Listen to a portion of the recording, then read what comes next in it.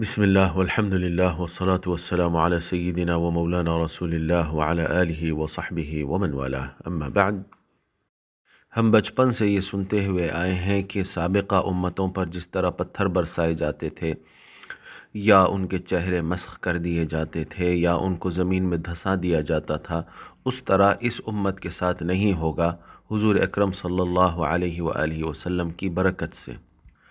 لیکن ترمذی شریف میں کئی ایسی احادیث آئی ہیں جس میں اس امت میں خسف ہونے کا یعنی زمین میں دھسنے کا اور چہرے مسخ ہونے کا اور پتھر برسنے وغیرہ کا ذکر آیا ہے۔ تو کیا ہمارا یہ سمجھنا غلط تھا؟ تو جاننا چاہیے کہ ترمذی شریف اور دیگر کتب حدیث میں واقعی اس طرح کی روایتیں آئی ہے کہ اس امت میں بھی اس طرح کی چیزیں ہوں گی۔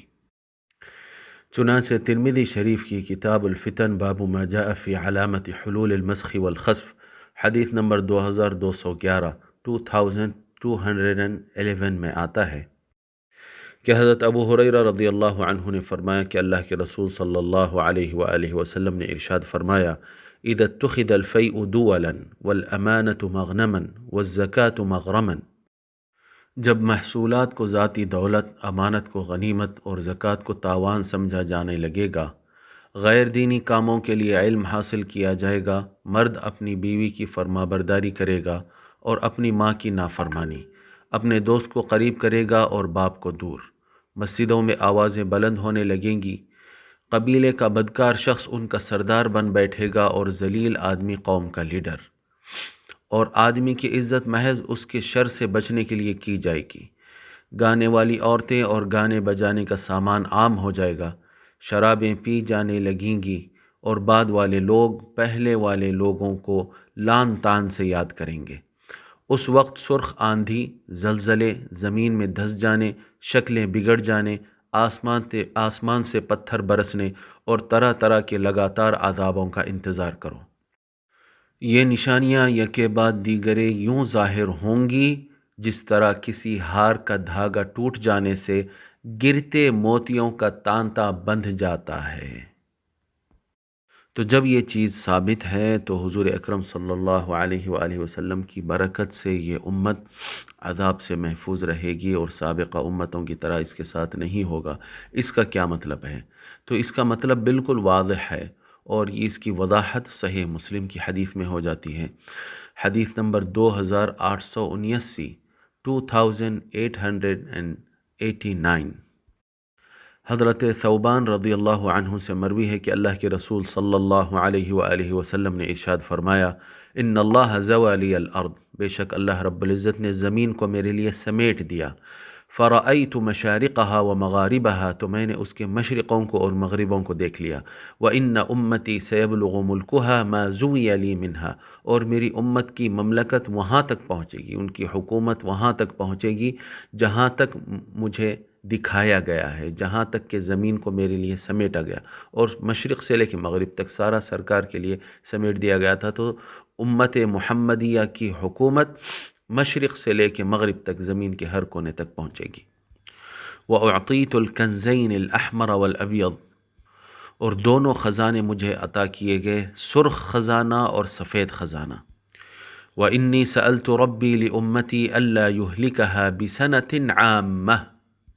اب یہاں یہ سوال کا جواب ہے، اور میں نے اپنی امت کے لیے اپنے رب سے یہ مانگا ہے کہ اللہ انہیں ایک عام عذاب سے ہلاک نہ کرے۔ اب یہ عام عذاب کا کیا معنی ہے؟ کہ ایسا عذاب آنا کہ جس کی وجہ سے ساری قوم ہلاک ہو جائے،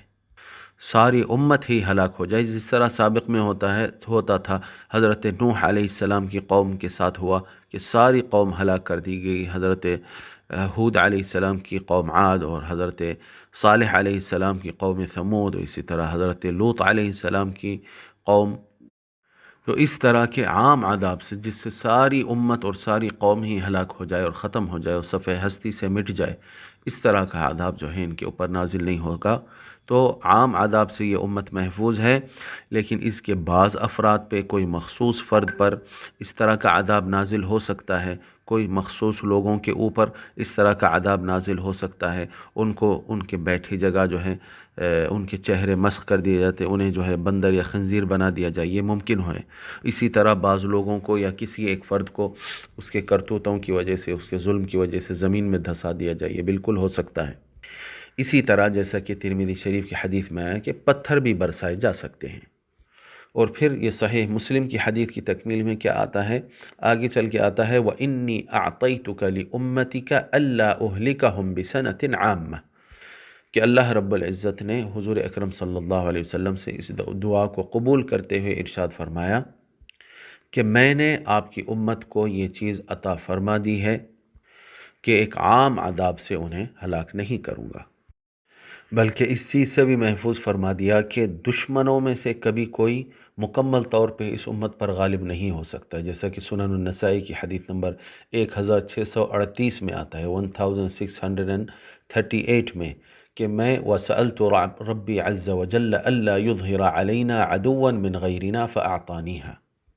تو ہمارے دشمن بھی کبھی مکمل طور پہ مکمل امت پہ غالب نہیں آ سکتے ہیں، اس چیز سے بھی اللہ رب العزت نے اس امت کو محفوظ رکھا۔